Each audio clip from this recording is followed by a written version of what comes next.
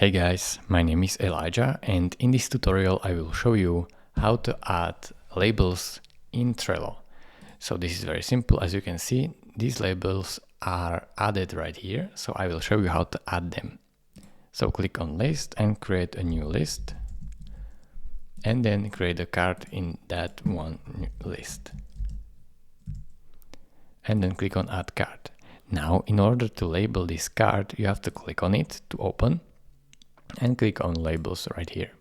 Now add the label that you want, so click on it and then simply close it, and as you can see the label is added. It is really this simple. You can even name these labels if you want, so just click on it and give this pencil icon and just simply name the label and then click on save. Now as you can see, your label is named.